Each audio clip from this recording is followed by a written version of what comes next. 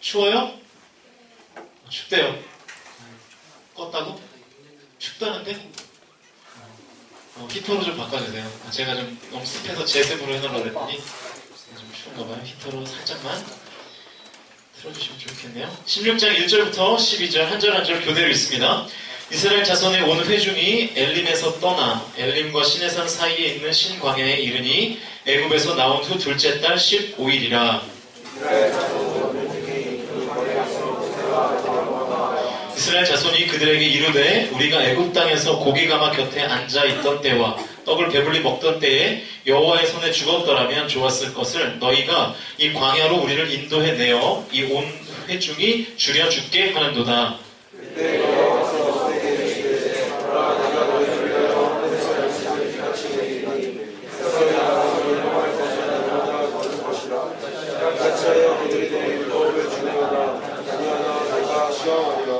여섯째 날에는 그들이 그 거둔 것을 준비할지니 날마다 거두던 것의 갑절이 되리라.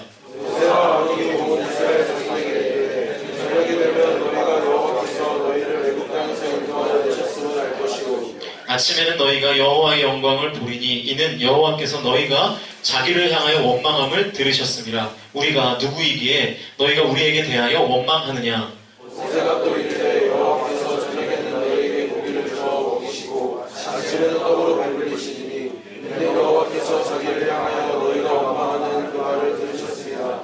우리가 누구냐 너희의 원망한 우리를 향하여 하냐고 여호와를 향하여 믿는다. 모세가 또 아론에게 이르되 이스라엘 자손의 온 회중에게 말하기를 여호와께 가까이 나아오라. 여호와께서 너희의 원망함을 들으셨느니라 하라.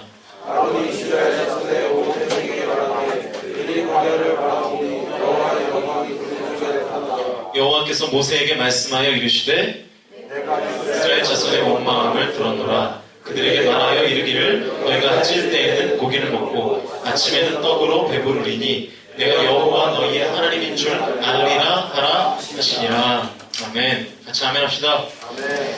오늘은 원망과 불평을 잠재우는 법 파트 2에 대해서 살펴보도록 하겠습니다. 지난주에 우리가 이스라엘 백성들의 원망과 불평을 잠재우는 하나님의 첫 번째 솔루션을 살펴봤죠. 이스라엘 백성들이 왜 원망하고 불평했는가? 그것은 현상적으로는 당장에 눈앞에 보이는 먹을 것이 없었기 때문이었고, 하지만 조금 더 근본적으로 접근해보면 이 과거에 경험했던 하나님의 능력, 기적, 은혜 이런 것들을 다 잊어버리거나 혹은 잃어버렸기 때문입니다. 그래서 하나님께서 이스라엘에게 만나와 메추라기를 날마다 주셨고 매일 하루치의 식량을 거두면서 날마다 공급하시는 하나님의 은혜를 매일매일 경험하고 기억하도록, 그래서 원망 대신에 그 자리에 은혜와 감사가 있도록 하나님께서 장치를 마련해 두신 거죠. 그게 첫 번째 솔루션이었습니다. 우리의 삶에 원망이 있고 불평이 있는 근본적인 이유는 우리의 삶에 필요한 세속적인 무언가가 부족해서가 사실은 아닙니다. 날마다의 은혜가 결핍되어 있기 때문에 그렇습니다. 여러분, 원망과 불평의 반대말이 뭘까요? 원망의 반대말, 불평의 반대말. 감사죠, 감사. 감사. 원망의 말 대신에 감사의 말을 하는 거예요. 여러분, 누가 감사할 수 있습니까? 은혜 받은 사람이 감사할 수 있는 거예요. 은혜가 없으면 절대로 감사가 될 수 없고, 감사가 없는 그 자리에 원망과 불평이라는 또 다른 것이 대체되기 마련이라고 하는 것이죠. 그러니까 감사가 있으면 원망과 불평은 저절로 사라지고요. 감사가 없으면 원망과 불평이 저절로 그 자리를 메꾸게 된다. 아주 쉬운 예를 들면 이런 거예요. 가정입니다. 가정하는 거 지원했다는 얘기죠. 사실이 아니고, 만약 우리 공동체에 어떤 사람이 이런 불평을 했다고 합시다. 우리 공동체 예배가 너무 길어요. 뭐라 오랜만이야? 오늘아. 우리 예배가 너무 길어요. 지루해요. 재미가 없어요. 전사님 설교가 너무 길어요. 이런 얘기들. 가정을 하는 거예요. 가정.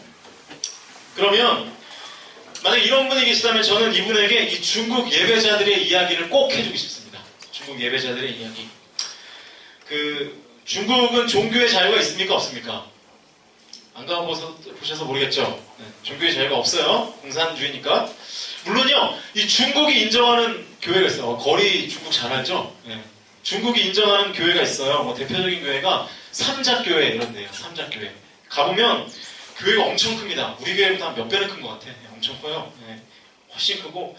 그런데 사실 이 삼작교회는요, 나라가 다스리는 꼭두각시 교회예요. 그러니까 교회인데 나라 그 공산주의의 그 이즘이 완전히 물들어 있는 그러니까 교회가 아니죠. 무기만 교회인 거죠. 진짜 교회들은요 지하에 숨어 있습니다. 예, 걸리면 이제 잡혀가죠.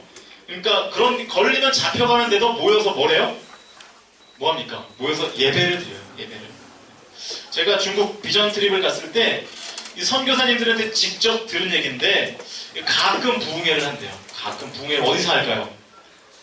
모여서 못하니까 동굴이나 산속에서 부흥회를 한다고 하는 것입니다. 왜냐하면 걸리면 안 되니까. 그런데 이 워낙 땅덩어리가 크잖아요, 중국이. 그래서 며칠을 걸려서 집을 떠나 며칠을 여행하면서 그 산속에 온다는 거예요. 왜? 예배하려고. 숙소가 따로 있을까요, 없을까요? 없어요. 그냥 산속에서 이불 덮고 자고요. 우리는 뭐 밥이 맛이 있어요. 뭐 맛이 없어요. 왜 고기를 안 줘? 이러는데 그냥 큰 솥에 감자 이렇게 넣어가지고 그렇게 해가지고 죽으로 그렇게 며칠을 부흥회를 하면서 끼니를 때운대요. 이게 돌아갈 수 없으니까 그 산속에서 자고 왜냐면 또 며칠을 가야 되니까 되게 놀라운 일인데 제가 들은 더 놀라운 이야기는 찬송가 중에요. 제가 그 본당 설교 때도 한번 했는데 찬송가 중에 99절짜리 찬송가가 있답니다. 99절. 우리는 찬송가 5절만 나와도 그래서 누가 대체 5절까지 찬송가를 만들어가지고 지겹게 불평, 원망, 포텐이 터지는데 99절까지 찬송가가 있다는 거죠. 그런데 더 놀라운 것은 뭐냐면 이 사람들이 이 99절짜리 찬송가를 부르면서 다 운다는 거예요. 아마 성은이가 아마 그런 모습을 보길 원할 텐데 찬송을 하면서 눈물 흘리고 주저앉고 네, 운다는 거예요. 99절짜리 찬송가를 보면서. 그러다가 이 찬양 인도자가 너무 은혜 받아가지고 한마디 더 한다는 거죠. 한 번 더 그런데요. 그러면 다시 1절부터 99절까지를 여전히 울면서 실제입니다. 실제. 제가 선교사님한테 직접 들은 얘기예요. 여러분 이 중국의 예배자들에게 있는 것이 무엇입니까? 감사죠. 감사. 이렇게라도 예배할 수 있는 것이 감사하다. 얼마나 감사한 일이냐. 가정법으로 얘기했지만 예배가 길다고 불평하는 사람에게는 뭐가 없는 겁니까? 사실은 이러한 공간에서 이렇게 예배드리는 것에 대한 감사가 없으니까 그 자리에 원망과 불평이 차고 들어가는 거죠. 그런데요, 이 감사는요, 은혜를 경험해야 감사해요. 감사가 저절로 되는 것이 아니라 은혜를 경험해야 감사의 고백이 나오게 된다라는 것입니다. 그러니까 여러분의 삶 가운데 원망과 불평이 혹시 자리 잡고 있다면 다른 무언가가 채워져야 되는 것이 아니라 은혜가 여러분의 심령과 여러분의 영혼 속에 채워져야 된다는 것입니다. 날마다의 은혜가 원망과 불평을 잠재우는 하나님의 솔루션이라는 거예요. 여기까지가 지난주에 설교의 내용이었고 원망과 불평을 잠재우는 하나님의 두 번째 방법은 21절입니다. 오늘 본문은 아닌데 16장 21절 우리 함께 읽어볼까요? 화면을 보시면서 읽습니다. 시작! 아침마다 각 사람은 먹을 만큼만 얻어오고 햇볕이 꺾이겠지만 그것이 사라졌다. 자, 첫 번째 방법은 딱 하루치에 먹을 만큼의 양만, 그러니까 양에 관한 것이었다면 두 번째는 때에 관한 것입니다. 21절을 보니까 하나님이 언제 거두라고 말씀하셨습니까? 우리가 언제 거뒀다고요? 아침마다, 매일 아침에. 아침에 만약에 늦잠을 자서 해가 중천에 떠 있을 때 만나를 거두러 가면 이미 만나가 다 녹아져서 없는 상태가 되는 거예요. 다 없어. 햇볕에 녹아버려서 거둘 수가 없었습니다. 그 만나가 내리는 곳은 광야였죠. 사막이었습니다. 사막이니까 햇볕이 강하게 내리치면 만나가 다 녹아버리는 거예요. 그래서 싱싱한 만나를 얻기 위해서는 반드시 해가 뜨기 전에 아침에 일찍 일어나서 만나를 거두러 가야 그날치의 양식을 우리가 마련할 수 있었던 것입니다. 아침 일찍 양식을 얻으러 가야 된다는 거죠. 아침 일찍. 그러니까 때에 관한 거예요. 언제 이 양식이 만나가 우리에게 주어집니까? 아침 일찍. 몇 주 전에도 이 때에 관해서는 살펴봤는데 때가 중요합니다. 타이밍, 때 굉장히 중요합니다. 지지난 주간이 벚꽃이 가장 만발했던 시기였다면서요? 벚꽃 다들 보셨어요? 벚꽃길을 한 번이라도 걸은 적이 있다 하면 손 들어보세요.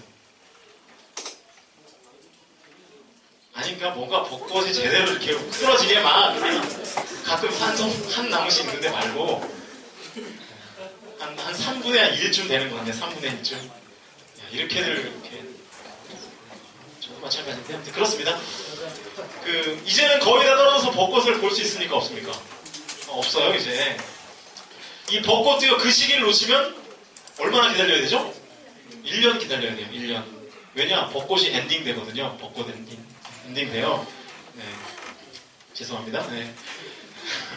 여러분, 벚꽃놀이도요, 할 때가 있다고요. 그때가 아니면 안 되는 거예요. 그때를 맞춰야 벚꽃을 즐길 수가 있는 거죠. 여러분, 세상의 모든 일이 다 그렇습니다. 다 때가 있어요. 그 일을 해야 하는 그 타이밍이 있다는 것입니다. 늦게 가면 만나는 다 높고 없었습니다. 하나님의 기적과 일하심의 상징인 만나가 아침에는 있는데 오후에 가면 다 녹아버리고 없는 거예요. 그 무슨 얘기입니까? 하나님의 은혜도 하나님의 기적도 경험할 수 있는 때가 있다는 거예요. 때.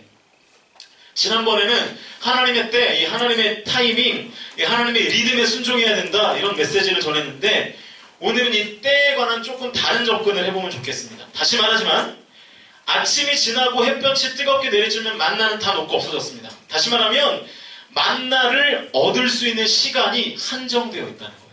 제한되어 있다는 거예요.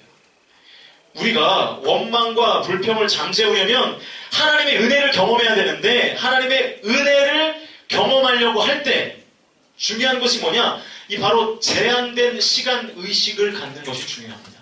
제한된 시간 의식, 제한된 시간 의식. 시간에 한계가 있다는 것을 인식하는 거예요. 제한된 시간 의식을 갖는 거. 여러분, 데드라인이라는 개념을 아시죠? 데드라인이 뭡니까? 사선. 뭐예요? 데드라인이. 주로 이 창작의 작업을 하는 사람들에게 자주 나타나는 현상인데요.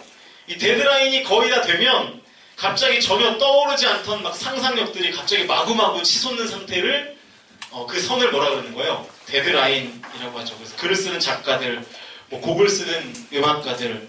그래서 주로 히트한 노래들은 이 데드라인 시점에서 아주 짧게 막 5분 만에 쓰여진 곡들이 주로 막 히트를 하고, 네, 그런 일들이 많죠.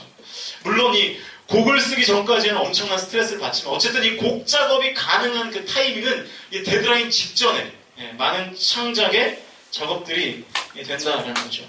그러니까 이 마감 시간이 되면 이 마감 시간이라는 한계에 임박하면 마구마구 막 엔돌핀, 다이돌핀, 각종 돌핀들이 막 생기면서 어떻게 되는 겁니까? 창작의 이 고통이 사라지면서 창작이 잘 되기 시작하는 거죠.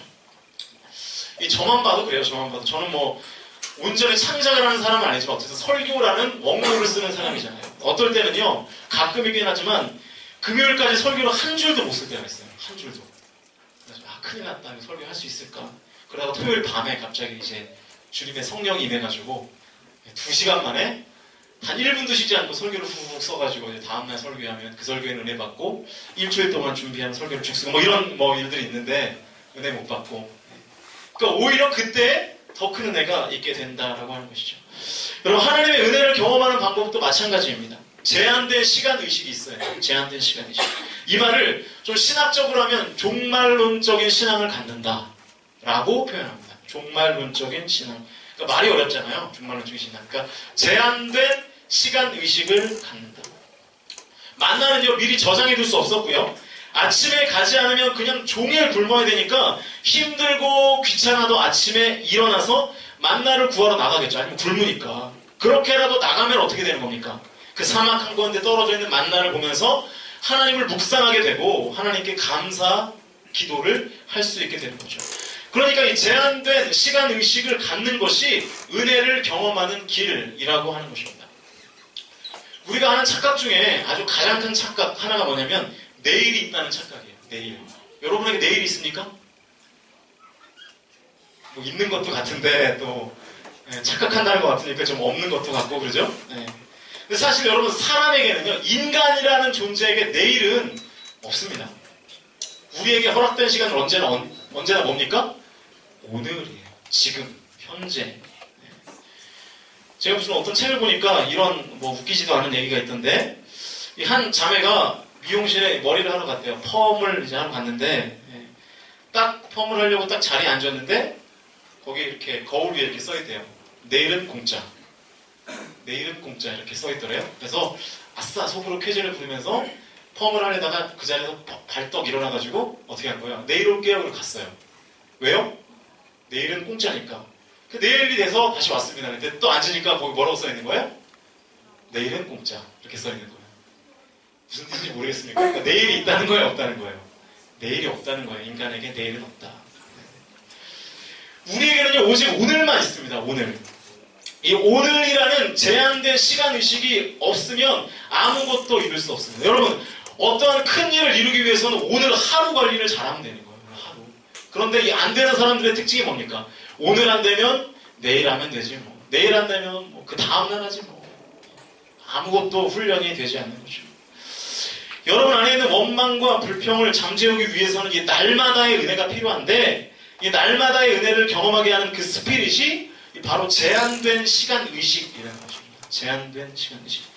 주님, 나는 오늘 지금 이 자리에서 하나님의 은혜를 요청합니다. 하나님의 은혜가 필요합니다. 나에게 내일은 없습니다 하는 그 생각이 있어야 여러분 오늘 이 자리에서 하나님의 은혜를 경험할 수 있다는 것입니다. 만약 지금 여러분 앞에 그 제일 맛없는 햄버거가 뭡니까? 대리버거? 대리버거 맛있어요? 맛있어? 짠하네요. 뭐가 제일 맛없나요? 라면 먹어요. 라면버거는 또 뭐야? 롯데리아에서 파는 대리버거를 합시다. 대리버거 하나 있는데 그게 여러분이 먹을 수 있는 마지막 음식이라고 합시다. 네? 그거 하나만 먹고 이제 여러분은 뭐 여러분이 싶든지 아무튼 뭐 음식이 전 세계에서 동일하든지 둘 중에 하나가 되는 거예요. 다른 음식은 없어요. 오직 대리버거 하나, 콜라도 없고 프렌치 프라이도 없고 아무것도 없어요. 슬퍼요. 네. 그런데 그 사람이 그런 불평을 할 수 있을까요? 왜 콜라는 없냐?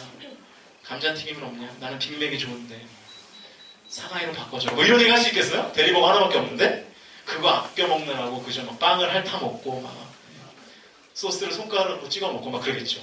패티를 막 100분의 1로 나눠서 아껴 먹고. 왜냐면 그거 하나밖에 없으니까. 만약에 2015년 4월 19일 오늘이 여러분의 마지막 날이라면, 그런 생각하기 싫겠지만 마지막 날이라면 과연 이 예배를 우리가 대충 드릴 수 있을까? 네, 그런 생각 해보신 적 없습니까? 마지막 날이라면, 오늘이 내 인생의 마지막 날이라면, 내 인생의 마지막 날인데 내가 이 자리에 앉아있다면 과연 우리의 예배가 이렇게 그냥 시간을 흘려보내듯이 대충 드릴 수 있을까? 찬양하자고 하는데 립싱크를 할 수 있을까? 예? 휴대폰으로 카톡을 할 수가 있을까? 오늘이 마지막 예배인데, 아, 또 너희들 쳐다봤다고 너희가 그랬다는 게 아니라 이렇게 설교를 해야 되겠네. 이렇게 설교 시간에 다른 생각을 하면서 좋을 수가 있을까? 오늘이 마지막 예배인데 예배를 빠져요? 오늘이 마지막 날인데 내일 죽는데? 죽기 싫겠지만 1시간 전부터 와서 뭐 눈물을 흘리면서 기도하지 않겠어요? 주님 천국 가게 해주십시오. 극단적인 가정이라고 생각하시면 돼요. 그런데 사실 우리 중에 내일을 장담할 수 있는 사람이 누가 있습니까? 하나님의 은혜로 하루하루를 사는 것이지 내 힘과 내 능력으로 내일을 장담할 수 있는 사람은 아무도 없습니다. 그렇게 오늘이 중요한 거죠. 이런 가정을 안 하더라도 오늘 이 자리에 있을 은혜는 오늘이 마지막이에요. 이 시간에 이 멤버로, 이런 찬양으로, 이 말씀으로, 이런 메시지로 하나님을 만난다는 것은 오늘이 마지막입니다. 아무리 똑같은 찬양을 똑같은 사람들이 부르고 똑같은 본문을 똑같은 설교자가 설교를 해도 오늘의 은혜는 다른 날의 은혜와는 확실히 다릅니다. 이 오늘이라는 제한된 시간의식이 저와 여러분에게 있다면 우리 공동체의 예배자들의 태도는 분명히 달라질 겁니다. 오늘이라는 시간. 원망하고 불평한 시간이 있겠습니까? 오늘의 은혜밖에, 오늘밖에 없는데 원망과 불평 대신에 하나님께 더 가까이 가려고 애를 쓰고 집중하는 모습들이 원망과 불평 대신에 그 자리를 하게 되지 않겠습니까? 제가 수요예배 때 이런 맥락의 설교를 했는데 우리가 하나님의 임재를 간절히 기대하고 바라야 하나님의 능력과 은혜를 경험하게 될 수 있다. 뭐 이런 내용을 설교하면서 제가 이사야서 40장 31절을 인용했습니다. 한번 보시면 이사야서 40장 31절을 보시면 우리 같이 한번 읽어볼까요? 여러분 잘 아는 말씀이에요. 시작.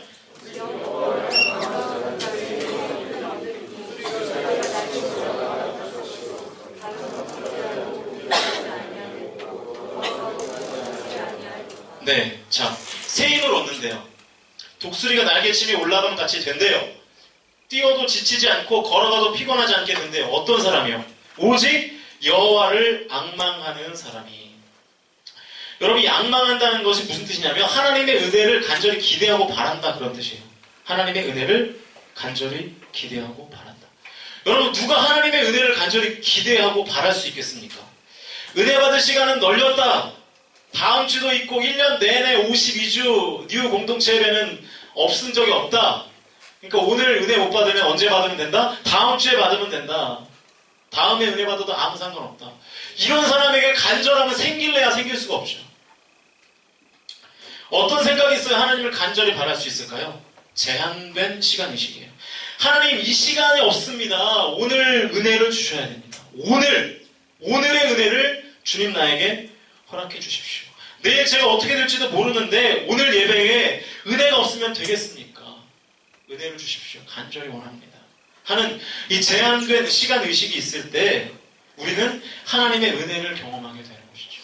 그러니까 예배에 대한 긴박성이 있어야 된다는 거예요. 긴박성.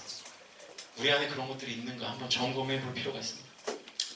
원망과 불평을 잠재우기 위하여 사용하신 하나님의 세 번째 방법은 5절에 나와 있네요.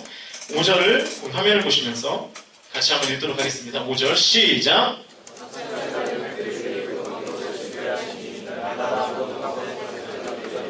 자, 세 번째 방법은 안식일 전날에는 갑절을 거두라 그랬습니다. 안식일 전날에는 갑절을 거두라. 자, 왜 하나님께서 여섯 번째 날에는 만나를 갑절로 주셨죠? 이유를 혹시 아세요? 일곱째 날이 뭐예요? 요즘으로 말하면 주일, 그때로 말하면 안식일. 안식일은요, 하나님께서 아무것도 하기를 원하지 않으셨어요. 만나도 그때는 내리지 않았어요. 그러면 왜 안식일에는 만나를 주지 않았는가? 안식일은 오직 하나님과만 교제하는 시간이었기 때문에 그렇습니다. 그렇게 하나님께서 정하신 거예요. 안식일에는 다른 거 아무것도 하지 말고 나와 놀자, 나와 교제하자, 나를 예배해라. 성경 공부 때도 얘기했는데 안식일은 멈추는 날이다 그랬죠. 멈추는 날. 모든 하는 일을 스탑하는 날이에요. 그러니까 안식일에는 일하지 말고 여섯째 날 미리 안식일 날 것까지 2배로 거둬라. 이것이 5절의 내용입니다. 이 말씀에 어떠한 메시지가 녹아져 있는 거죠? 그것은 안식일에는 일 안 해도 하나님이 먹이신다는 것을 깨달으라는 거예요. 안식일에는 너희들이 살기 위해서 일하지 않아도 하나님께서 먹이신다라는 것들을 깨달아라. 언제 깨달아요? 6일째 나가서 2배로 식량을 거두면서 5일째까지는 2배로 못 거뒀죠. 그런데 6일째 나가서 2배로 식량을 거두면서 안식일에는 하나님께서 너희들을 먹이신다는 것을 깨달아라. 네가 아무것도 하지 않고 멈춰도 하나님이 나를 먹이시고 인도하신다는 것을 묵상해라. 기억하라는 거죠. 여러분 잘 보세요. 7일 동안 먹을 것을 내려주시는 분은 누굽니까? 하나님이에요. 그러니까 7일 동안에 먹을 것을 다 하나님 주셨어요. 하늘로부터 만나와 메추라기가 내려왔는데 첫째 날부터 여섯째 날까지는 내려주시는 음식을 거두는 수고가 있죠. 첫째 날에는 한 끼, 둘째 날 한 끼, 셋째 날 한 끼, 넷째 날, 다섯째 날까지 한 끼, 여섯째 날은 몇 개요? 이틀치를 거두는 수고가 있었습니다. 그런데 마지막 7째 날에는 거두는 수고가 없이 먹을 수 있었어요. 왜냐하면 여섯째 날 다 거뒀으니까. 안식일 날 것까지. 그래서 7째 날에는 아무것도 거두지 말고 안식하라 그랬습니다. 바로 여기에는 하나님이 우리 인생을 이끌어 가시는 2가지의 원리가 숨어 있습니다. 하나는 동역의 원리고요. 또 하나는 모험의 원리입니다. 동역과 모험의 원리. 여러분 하나님의 은혜를 경험하기 위해서, 여러분이 날마다 하나님의 은혜를 경험하기 위해서는 바로 이 동역과 모험이라는 요소가 필요합니다. 이 동역과 모험의 원리를 생각의 차원, 그러니까 생각의 틀로 설명을 해보면 이런 거예요. 상식과 초상식이 조화가 돼야 그때 하나님의 은혜를 경험할 수 있게 된다는 것입니다. 여러분, 교회와 일반 사회의 차이점이 뭡니까? 이 생각이라는 틀로 교회와 사회의 차이점을 구분하면 이런 겁니다. 일반 사회, 그러니까 기업에서 한 사람을 쓰는 방식이 어떻죠? A라는 사람을 쓸 때 그 사람을 어떻게 그 일에 대한 배치를 합니까? 그 사람이 가지고 있는 능력에 맞게 쓰죠. 마케팅에 강점이 있으면 마케팅 분야에서 쓰고, 세일즈에 강점이 있으면 그 사람을 세일즈맨으로 투입시키는 것이 일반 사회에 사람을 채용하는 방식이에요. 왜냐하면 상식이니까. 그쵸? 그게 상식이잖아요. 잘하는 사람을 그 잘하는 일에 쓰게 하는 것이 상식 아니겠습니까? 그러니까 여러분, 일반 사회가 돌아가는 시스템은 언제나 상식이에요. 물론 상식이 어긋나는 경우가 많으니까 사회가 울분을 표하는 거예요. 그렇죠? 이번에는 뭐 세월호 관련해서 좀 여러 가지 일들이 많죠? 그런 일들이 왜 그러는 겁니까? 상식이라는 선이 무너지니까 그러는 거예요. 그러니까 사실은 일반 사회를 돌리게 하는 그 시스템은 상식이라고요. 그러면 교회는 어떻습니까? 교회도 물론 상식이 많습니다. 교회를 움직이는 대부분은요, 상식이에요. 교회의 많은 일들을 상식이라는 생각의 틀을 가지고 결정합니다. 제가 지금 여러분에게 어떤 말로 설교를 하고 있죠? 어느 나라 말로 설교를 하고 있습니까? 한국말로 설교를 하고 있죠. 왜 제가 여러분에게 한국말로 설교를 할까요? 그 생각 해본 적이 없죠? 네. 왜 제가 여러분에게 한국말로 설교를 하죠? 여러분이 한국 사람이니까, 그죠? 여러분이 한국 사람이니까 제가, 물론 저도 한국 사람이긴 하지만, 저 한국 사람입니다. 한국 사람이긴 하지만, 제가 여러분에게 한국말로 설교를 하잖아요. 그런데 제가 갑자기 막 사와디카 이러면서 다른 나라 말로 설교를 한다 그러면, 네. 밍글라바 아나요? 미얀마 말인데. 밍글라바 그러면서 제가 막 미얀마 말로 설교를 한다 그러면 예배가 되겠어요? 안 되겠어요? 예배가 안 되죠. 한국 사람에게 한국 사람에게 한국말로 설교하는 게 상식이잖아요. 그렇죠? 맞죠? 한국 사람에게 한국말로 설교하는 거. 미국의 한인교회가 아니라 현지인이 예배드리는 교회에서 저를 부흥의 강사로 초청한다 그러면 제가 무슨 말로 설교할까요? 안 가죠. 뭐 설교를 해요. 안 갑니다. 전 영어 못해가지고 안 가요. 이게 상식입니다. 이게. 네. 안 가죠. 그런데 이 교회가 상식이라는 생각의 틀만을 가지고 사역을 한다 그러면 그게 회사랑 뭐가 다를까? 그죠? 똑같잖아요. 똑똑하고 돈 많고 예쁘고 잘생기고 이런 사람들만 교회에서 쓰임받는다 그러면 그게 회사지 교회겠습니까? 그래서 우리 공동체는 어떤 의미에서 정말로 그죠? 교회가 맞죠? 저울부터 이렇게 해가지고 다 보면 주님의 은혜가 다 필요한 사람들 아니겠습니까? 은혜 없이는 하루도 살 수 없고 거울을 보면서 주님을 모르고 뭐 다 그런 우리 다 사람들 아니겠어요? 고린도전서 1장 27절을 보면 이런 말씀이 있습니다. 함께 읽어볼까요? 고린도전서 1장 27절 저예요? 네. 읽겠습니다. 시작!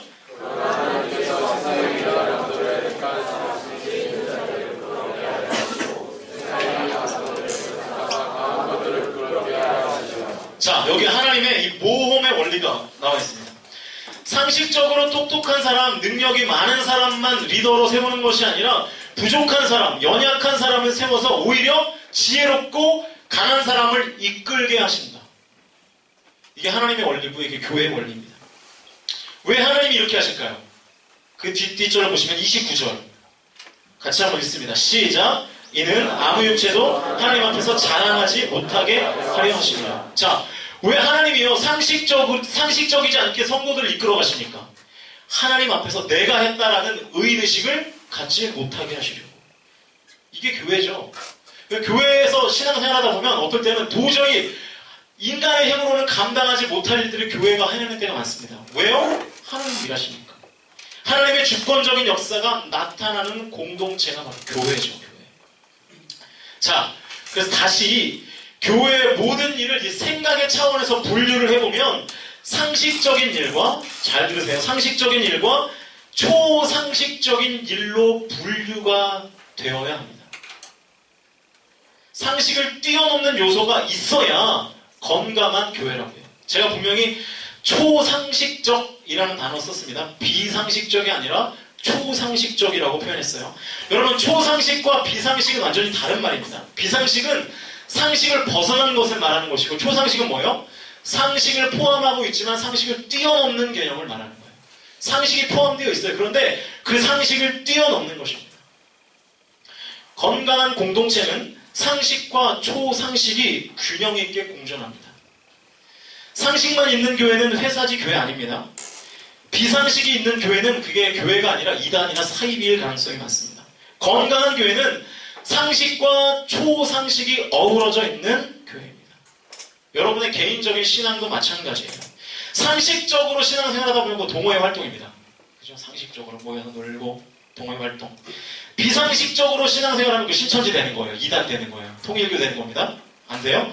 상식과 초상식을 다 가지고 있어야 건강하고 역동적인 신앙생활이 가능해지게 된다는 것이죠. 여러분 왜 기도해요? 내 힘으로 안 되니까. 그죠? 내 힘으로 안 되니까 기도하면서 내 힘으로는 가능하지 않은 초상식적인 하나님의 능력을 기대하는 것이죠. 이 상식과 초상식을 다른 말로 표현하면 동역과 모험이에요. 동역과 모험. 여러분 동역이라는 것이 뭡니까? 하나님과 내가 함께 일하는 거죠. 하나님과 내가 함께 일하는 거예요. 우리 공동체를 보십시오. 우리는 주님의 능력을 온전히 믿습니다 하면서 리더도 안 세우고 찬양팀 조직도 안 하고 설교자는 그 주간에 하나님 음성 내는 사람이 올라와서 설교하자 이러면 우리 공동체 예배가 제대로 되겠습니까? 안 되죠. 상식적으로 생각을 해야죠. 동역해야죠. 하나님이 이끌어 가시지만 우리의 액션이 있어야 됩니다. 그 안에 우리가 동역하는, 상식적으로 동역하는, 성실함을 가지고 일하는, 그죠? 헌신함을 가지고 일하는 그 동역의 희생과 헌신이 있어야 되는 거죠. 그런데 이 동역만큼 중요한 게 있다고요. 그게 뭐냐면 초상식이에요. 모험이에요. 모험. 내가 이렇게 섬기고 헌신했으니까 내 뜻대로 다 되어야 돼. 내가 주인이야 하는 순간 공동체는 어그러지고 망가질 수 있어요. 사람들의 모임이 되는 거예요. 그래서 이 모험이라는 요소가 필요한 겁니다. 내가 땀 흘려 공동체를 위해서 동역하지만 결국 이 공동체를 이끌어 가시는 분은 하나님을 믿고 지켜볼 수 있는 모험적인 요소가 필요하다. 모험적인 요소. 그래서 제가 정말 좋아하는 신앙 격언 중에 이런 말이 있습니다. 하나님이 없는 것 같이 일하고 하나님이 없는 것 같이 일하고 하나님이 전부인 것처럼 기도하라. 하나님이 없는 것 같이 일하고 하나님이 전부인 것처럼 기도하라. 상식과 초상식, 동역과 모험의 원리가 아주 적절하게 녹아있는 그런 문장입니다. 여러분 그 내셔널 지오그래피 이런 거 보시는지 모르겠는데 굉장히 제가 또 시간이 많아 보이네요. 이런 거 본다 보니까 동물의 왕국 뭐 이런 비슷한 프로그램들 많이 하잖아요. 보면은 이 맹수들이 새끼를 낳은 다음에 그 새끼를 운반할 때 어떻게 혹시 운반하는지 아세요? 네? 물어서 어디를 이렇게 목덜미를 그래 목덜미를 이렇게 물어가지고 이렇게 옮기잖아요. 그런데 여러분 그 맹수의 이빨이 굉장히 날카롭지 않습니까? 그죠? 그래서 막 이렇게 막 그 피식자들을 막 껍질을 막 벗겨서 이렇게 고기를 먹고 막 그러잖아요. 굉장히 이게 날카로운 이빨 아니에요? 그런데 새끼의 목덜미를 물 때에는 그 새끼 목덜미에 물고 난 다음에 상처가 있어요. 상처가 있을 수가 없죠. 내 새끼인데. 분명 이동을 시키는데 그 맹수의 이빨임에도 불구하고 전혀 상처가 없어요. 저는 여기서 굉장히 많은 이 은혜를 받았어요. 성경책보다 더 많은 은혜를 여기서 받았는데 그게 뭐냐면 아주 이 절묘한 조화를 제가 거기서 깨달을 수 있었습니다. 그게 뭐냐면 이동시킬 수 있을 정도로 목덜미를 물되 상처가 날 정도로 너무 꽉 물지는 않는 거예요. 그죠? 딱 이동시킬 수 있을 정도만 힘 조절해가지고 딱 물어서 갖다 놓지 상처가 날 정도로 절대로 맹수가 새끼를 물지 않는다는 것입니다. 저는 이것이 동역과 모험의 완벽한 균형이라고 생각해요. 섬기고 헌신하되 이빨 자국이 나면 안 돼요. 그렇죠? 내가 주님 앞에 뛰고 열심히 섬기고 헌신하고 봉사하지만 하나님이 가려지는 일은 없도록 하는 것. 이것이 바로 동역과 모험의 원리라는 것입니다. 여러분 우리가 날마다 하나님의 은혜를 경험하기 위해서도 바로 이 동역과 모험의 요소가 필요합니다. 생각의 차원에서 얘기하면 이 상식과 초상식이 필요해요. 이 자리에 보면 신앙생활이 굉장히 이 굴곡이 심한 사람들 있죠. 이렇게 하는 사람도 있죠. 그래서 어떤 사람을 보면 어떤 때는 막 세상을 다 뒤집을 것 같은 믿음을 가진 우리 청년들이 있어요. 막 서울이여 회개하라 그죠? 막 그러다가 어떤 때 보면 하나님이 없는 것 같아. 막 이러고 그죠? 왜 그런 업앤다운이 있는 거죠? 이 상식적인 신앙생활이 안 돼서 그래요. 상식적인 신앙생활. 상식적인 신앙생활이 뭐예요? 주일 성수하고 그죠? 하나님 말씀? 상식 아닙니까? 하나님 말씀을 정기적으로 읽고, 같이 예배하자 그러면 예배하고. 그게 상식이잖아요. 그 상식적인 훈련이 되지 않으면 업앤다운이 심해지는 거예요. 업앤다운이 심해지는 거예요. 반면에 아예 일직선으로 신앙생활하는 분들 있죠. 주일날 절대 예배 안 빠져요. 그런데 찬양하자 그러면 찬양 안 해요. 모태신앙들. 기도도 못해, 전도도 못해, 찬양도 못해. 아무것도 못하는, 그냥 나와서 앉아만 있는 거예요. 저는 참 그 사람들이 감사한데, 하나님 보시기에도 감사할까 잘 모르겠어요. 일직선 신앙생활이. 밑으로 떨어지지 않아서 참 다행이긴 하지만 올라가는 것도 없고, 일직선으로 이렇게 이 B가 언제 있죠? 병원에 보면? 그죠? 이렇게 사람 죽을 때 B 이러잖아요. 그러니까 좋은 게 아니라고요. 이런 사람들은 뭐가 필요한 겁니까? 모험이 필요한 거예요. 모험. 신앙에 다이나믹스가 없는 사람들은 이 모험의 요소가 필요하다라는 것입니다. 도전을 하지 않으니까 이게 폭이 없는 거예요. 어떤 역동성을 경험할 수 없는 것입니다. 제가 예전에 설교했던 설교의 그 표현을 해본다면 하나님께서 일하실 공간을 만드는 작업들이 없는 거예요. 그죠? 하나님께서 역사하실 공간을 만들질 않으니까 무슨 이벤트가 생기려야 생길 수가 없는 삶. 그러니까 신앙생활에 재미가 없죠. 여러분, 이스라엘 백성들이 애굽을 피해서 도망가지 않습니까? 애굽이 막 무기를 들고 뒤쫓아오니까 모세가 이스라엘 백성들을 인도한 거죠. 애굽을 피해 도망가자. 여러분, 애굽을 피해 도망가자, 이건 상식이죠. 저쪽에서 뒤에서 막 칼 들고 쫓아오는데 가만히 있는 사람이 그게 무식한 사람이지. 칼 들고 쫓아오니까 도망가는 건 상식이에요. 그래서 애굽을 피해서 도망가자라고 하는 그 모세의 말을 잘 따랐다고 해요. 상식적인 모세의 의견을 따른 겁니다. 그런데 기껏 도망갔더니 앞에 뭐가 있는 거예요? 홍해가 있어요. 홍해를 건너는 건 상식입니까? 초상식입니까? 이거는 상식으로는 건널 수 없는 거죠. 여기서 바로 이 초상식, 믿음의 모험이 필요해지는 것이죠.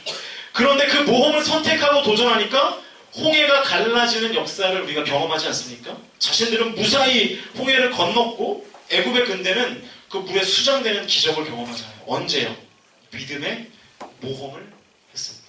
그러니까 이 상식과 초상식, 동역과 모험이 적절하게 균형 있게 신앙생활이 배치되어야 여러분이 날마다의 은혜를 경험하게 된다라고 하는 것입니다. 그러니까 여러분 뭘 하셔야 되냐면 도전하셔야 돼요. 신앙의 믿음의 모험을 하셔야 돼요. 이 1949년에 중국에서 문화혁명이 일어났을 때 거의 모든 선교사가 떠났습니다. 왜냐하면 핍박을 받으니까. 뭐 상식적 판단이었겠죠?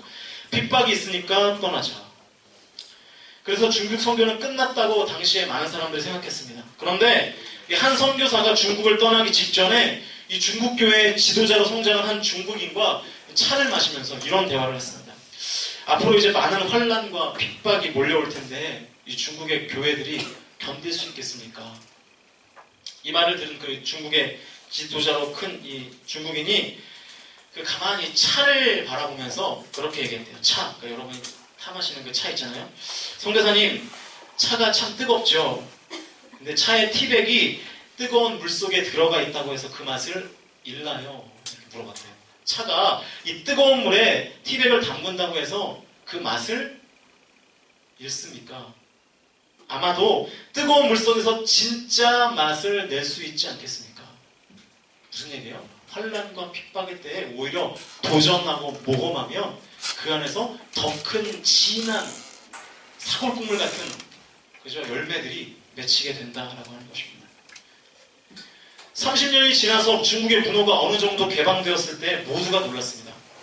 선교사 한 명 없고 교회도 극심한 핍박을 받았으니까 이제는 사라졌으리라 생각했던 그 중국의 그리스도인들이 줄기는커녕 엄청나게 늘어나 있었던 것이죠.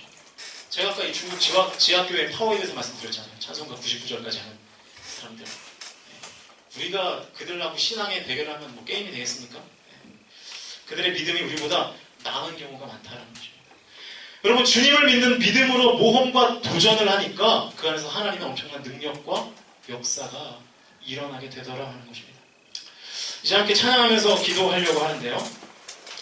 여러분, 하나님의 은혜를 온전히 경험하기 위해서는 바로 이 상식과 초상식의 조화, 그리고 동역과 모험이 우리의 삶에 균형적으로 배치되어야 합니다.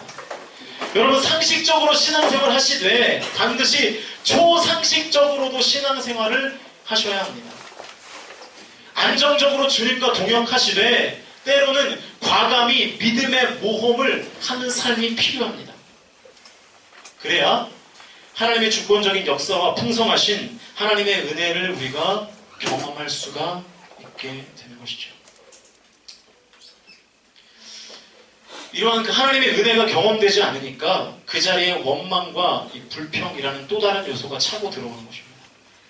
부탁드리고 바라기는 저와 여러분이 날마다의 은혜를 구하시고요. 그 은혜를 위하여 이 제한된 시간의식 그리고 동역과 모험의 원리를 붙들고 신앙생활 하셔서 여러분의 삶에 하나님의 은혜와 주님의 일하심을 충만하게 경험하는 삶을 살게 되시기를 바라고요. 그래서 원망과 불평 대신에 그 자리에 하나님에 대한 감사와 기쁨이 그 자리에서 충만하시기를 바랍니다.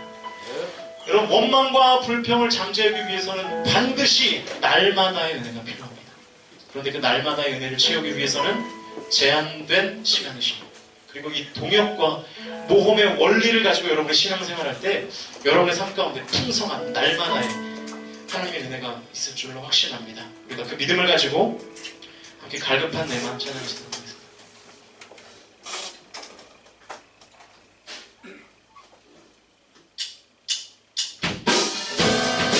우리 찬양의 가사를 묵상하시면서 함께 찬양합니다.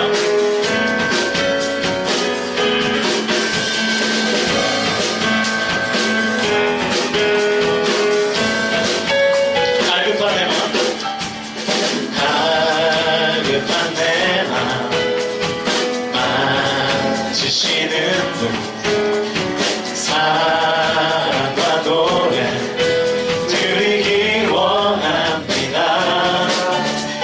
주 사랑해요, 주 찬양해요.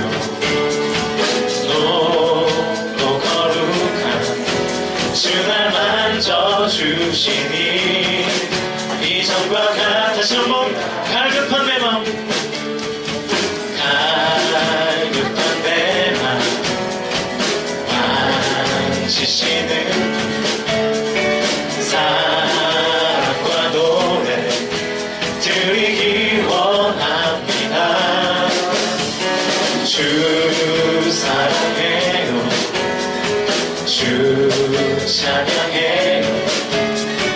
높고 거룩한 주 날 만져주시니 이전과 같지 않은 주 사랑해요, 주 사랑해요.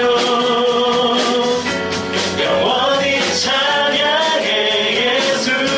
신령과 진정으로 경배드려요.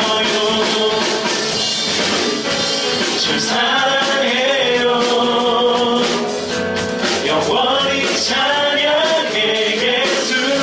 신령과 진정으로 경배드려요. 다시 한번 갈급한 내 맘 만지시는 주. 사랑과 노래 드리기 원합니다. 주 사랑해요, 주 찬양해요. 높고 거룩한 주 날 만져주시니 이전과 같지 않으리. 주 사랑해요, 주 사랑해요.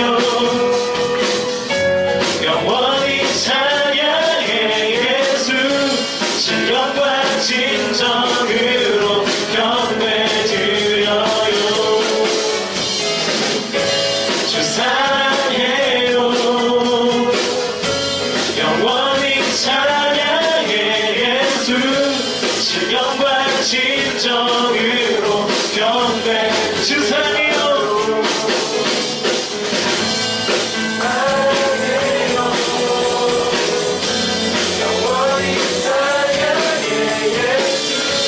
신령과 진정으로 경배드려요. 주 사랑해요. 영원히 영과 진정으로 경배 드려요. 주 사랑해요.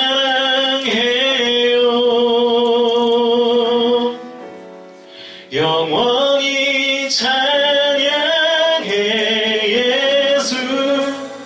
신령과 진정으로 경배 드려요. 주 사랑해요. 주 사랑해요.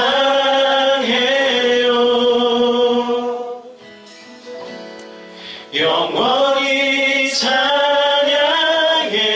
예수. 신령과 진정으로 경배 드려. 다시 한번 고백합시다. 주 사랑해요. 주 사랑해요.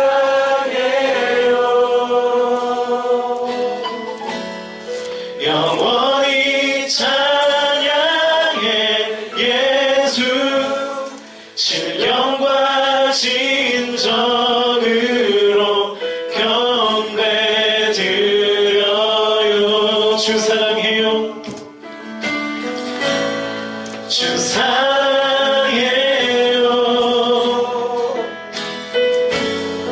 영원히 찬양해 예수. 신령과 진정으로 경배 드려요. 우리 시간 한 가지 기도 제목을 가지고 같이 기도합니다. 하나님, 우리가 하나님의 은혜에 갈급한 심령들 낼 수 있도록 아버지 하나님 인도하여 주시옵소서. 우리 안에 내일이 있다는 착각, 예배할 수 있는 시간이 한없이 많다라는 착각을 주님 앞에 내려놓게 하시고, 오직 이 시간 하나님의 은혜에 갈급한 심령들이 되어서 아버지 하나님의 그 날마다의 은혜를 경험할 수 있게 해달라고. 그래서 내 안에 하나님 연약한 것들이 나오지 않고 주님 앞에 온전히 감사하는 신앙, 주님 앞에 온전히 기쁨을 올려드리는 신앙 될 수 있도록 아버지 하나님께서 내 삶을 주관해달라고. 이 시간 주님 앞에 영과 진리로 신령과 진정으로 예배하는 하나님의 공동체가 될 수 있기를 위해서 이 시간 다같이 뜨거운 마음으로 동성으로 기도하며 나가시겠습니다. 기도하시겠습니다. 살아계신 아버지 하나님, 이 시간 아버지 우리 예배 가운데 역사하여 주시고, 하나님 우리 아버지 영이 주님 앞에 하나님의 음성을 구하며 하나님 갈급한 심령으로 주님 앞에 나아갈 수 있도록 하나님 인도하여 주시옵소서.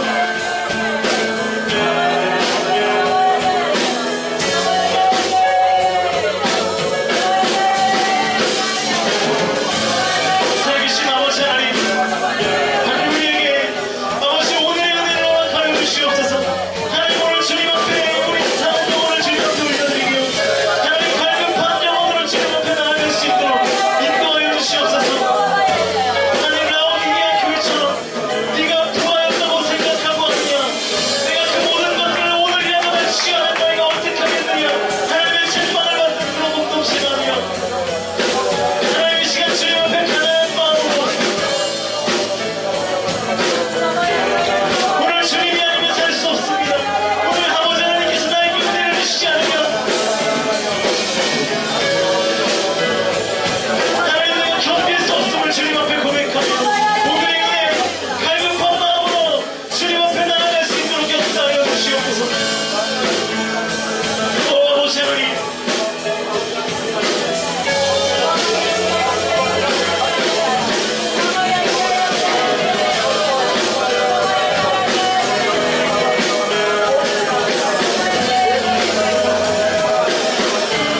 하나님 오늘 이 자리에 주의 성령으로 충만케 하시는 하나님의 마음을 주님께서 변화시키시고 하나님 우리 영혼을 새롭게 하시며 아버지 하나님께서 우리를 만지시는 은혜가 하나님 이 자리에 성전에 경험될 수 있도록 주의 역사하시고 인도하여 주시옵소서.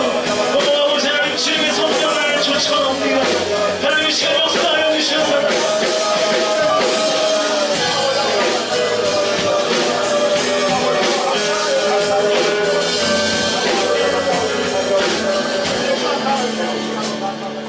나의 안에 거하라.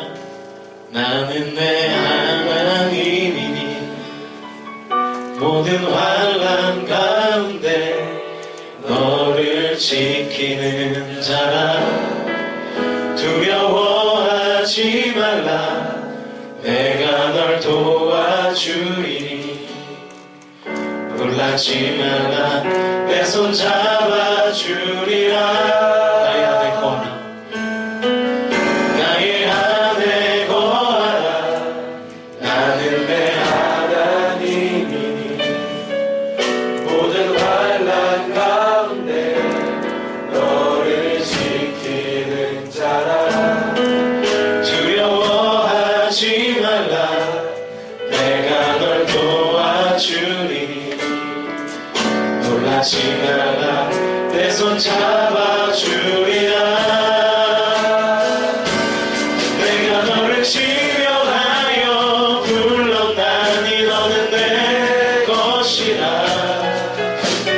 내 것이라 너의 하나님이라 내가 너를 보배롭고 존귀하게 여기노라 너를 사랑하는 내 여호와라 나의 안에 거하라 나의 안에 거하라 나는 내 하나님이니 모든 환난 가운데 너를 지키는 자라 두려워하지 말라 내가 널 도와주리니 놀라지 말라 내 손 잡아주리라 내가 너를 지명하여 내가 너를 지명하여 불렀나니 너는 내 것이라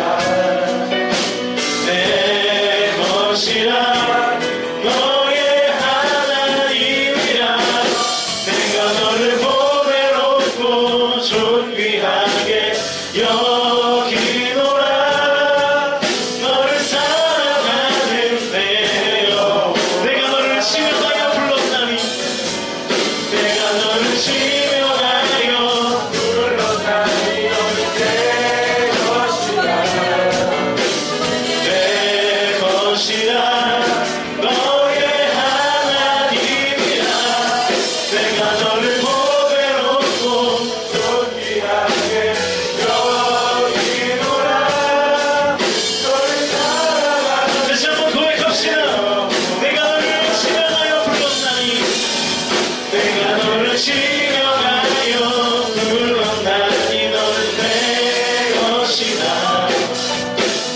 내 것이라 너의 하나님이라 내가 너를 보배롭고 존귀하게 여기노라 너를 사랑하는 내 여호와라 한 번 더 기도하실 때에는 하나님 우리가 주님 안에서 두려워하지 않도록 인도해 주십시오. 우리가 믿음의 결단을 해야 하고 신앙적인 모험을 해야 될 때가 있음에도 불구하고 두려움에 사로잡혀 하지 못하는 것들이 있다면 이 시간 아버지 하나님 이 찬양의 가사처럼 하나님의 음성이 우리의 귓가에 들려지게 하여 주시옵소서.